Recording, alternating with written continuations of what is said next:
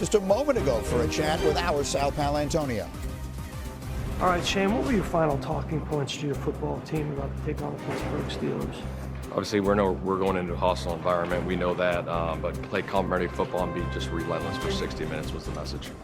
And what did you do this week to prepare your team for this kind of environment? Pittsburgh can be a tough place to play. Yeah, no question about that. We had crowd noise at practice, tried to put them in that environment. Communication's got to be at a premium. We had to play that Renegade song every time we started the last quarter of the period. How did that go? It was good. We tried to create as much as we could, so get our guys in that environment as much as we could. And Daniel Jones has been real dialed in with your offense, obviously, but he's playing a team that's #1 blitzing team in the AFC. So what do you expect from your quarterback today?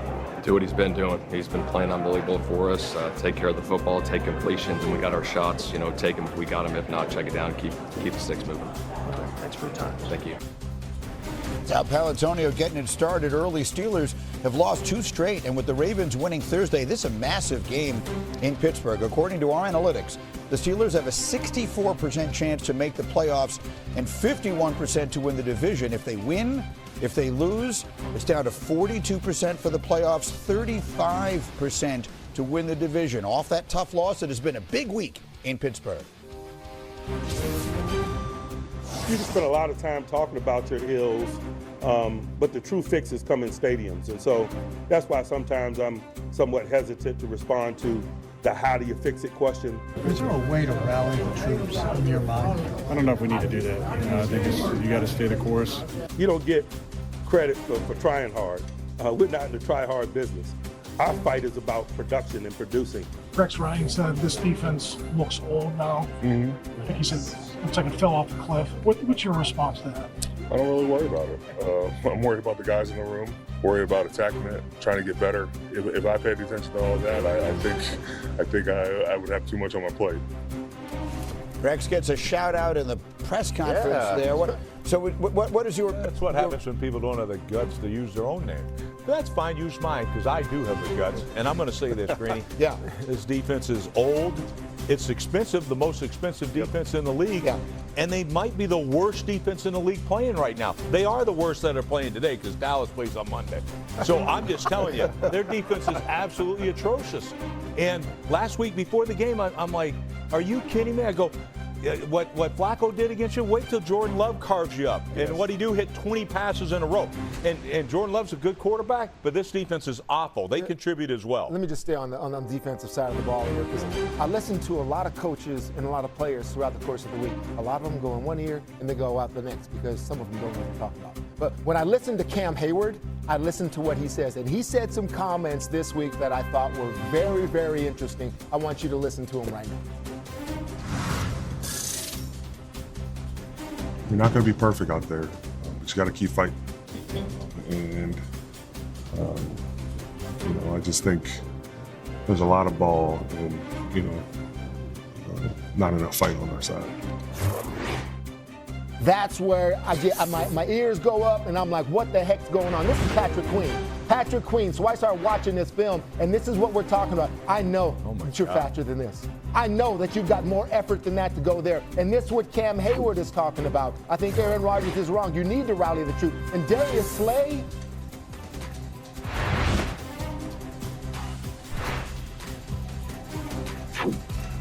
I didn't say anything. I didn't say anything right there because that's the way it goes in the defensive meeting.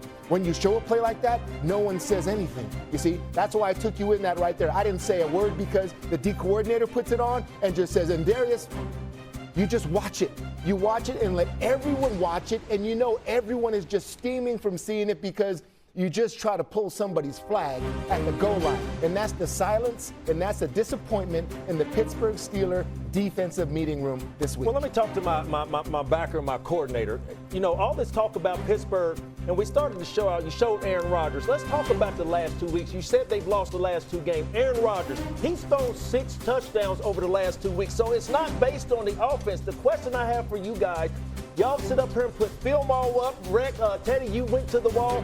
Is it the scheme that the Pittsburgh Steelers are running, or is it the players? Because one player you left out there was T.J. Watt sitting there with 4 sacks going into week 9. time. So is it the scheme or is it the players? We've been working on the scheme the last few weeks, but now when the leader, one of the best leaders in the league, by the way, okay, says something like that about his own unit, now you're talking about players because you got a veteran doubting the heart and how much they love the game. It's both, Randy. It's both. Again, I thought Rex hit the nail on the head. This is the most expensive NFL defense, right? They are dead last in pass defense. They're 30th in yards. And listen, you thought Joe Flacco and Jordan Love had good games. I mean, this is the last offense they want to play, the best offense in the NFL. Daniel Jones might light them up today. They are so good, and it starts with the run game. It's so diverse. Shane Steichen, I think, one of the best offensive minds in football. And when I say diverse, they run every run scheme there is known to man. They can get big and maul you inside, power counter stuff, and then they can spread you out and get in gun, RPO you, and Jonathan Taylor has the skill set to do it all. And then, when you load up and stop it, they play action pass and hit you over the head down the field. And so, again, for a defense that's struggling, again, playing the best offense in the NFL, they're in for a long one today. Yeah, the thing that drives me crazy, effort. When you think of Pittsburgh, are you kidding me? The thing you can always hang your hat on is they were going to be physical and incredible effort at all times. Right. Now you see this, that's why it's unrecognizable. When I said it's unrecognizable, not because I like to hear myself talk, because I'm trying to tell you something. I see it. We see it up here.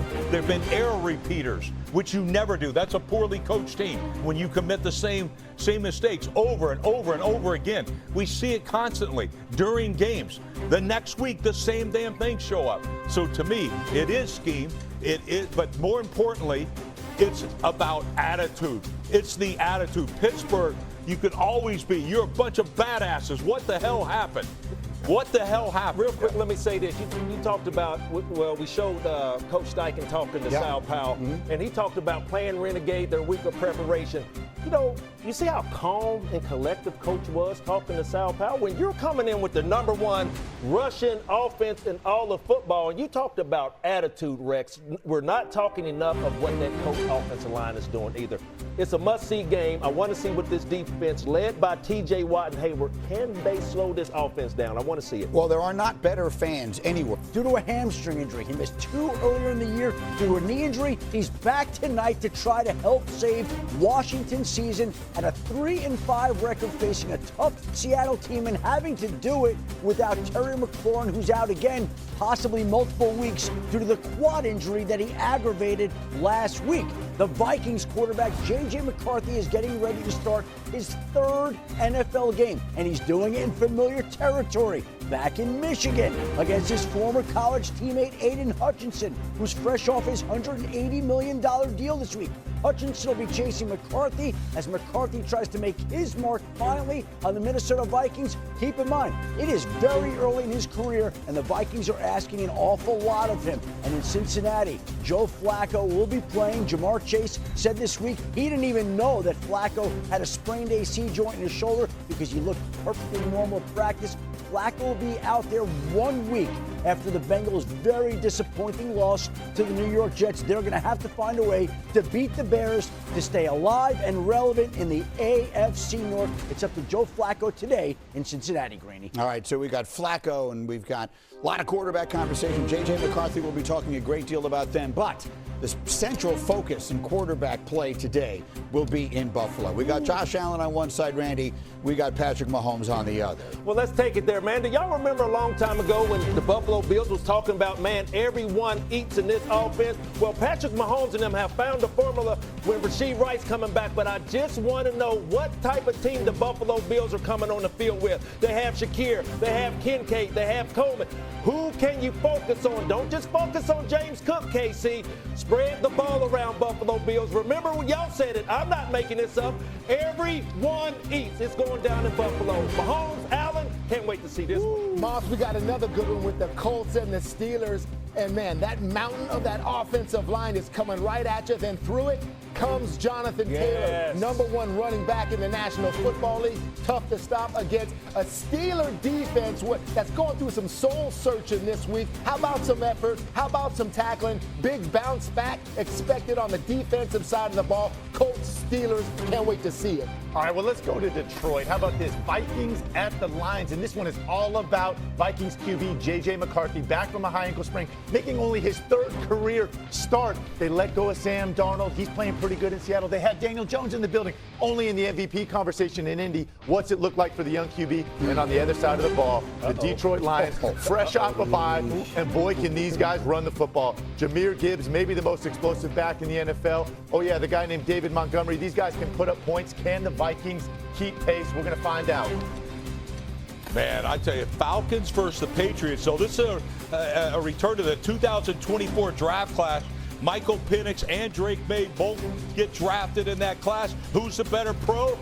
It ain't even close. Drake May is one of the top quarterbacks in the National Football League. He's incredible. Josh McDaniels doing an amazing job with this guy. He improves every single game. And I'm looking at those deep balls. Guys are always open right here, and he ends up laying it in there, man. He's awesome. I'm looking at Teddy beaming as he watches his. I do have once an aura. again. I have an aura. I just quit my kick. I hate talking about the Patriots that way. A young quarterback. I quit my kick. A young QB emerging in New England. Where have I seen that before? In the meantime, Alex Smith making picks.